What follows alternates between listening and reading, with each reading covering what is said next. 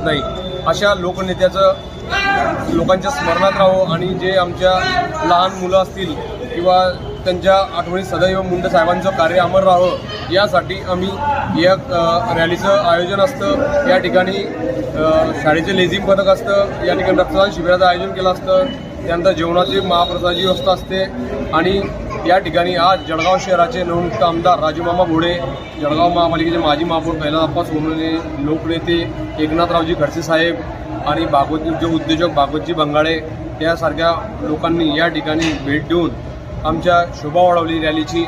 त्यांचे आम्ही आभारी आहोत आणि सर्व पत्रकार मीडियाचे सुद्धा आम्ही आभारी आहोत की त्यांनी या ठिकाणी उपस्थिती राहून आमच्या समाजाला एक न्याय दिलेला आहे। त्या ठिकाणी आम्ही सर्वांचा आभारी आहोत।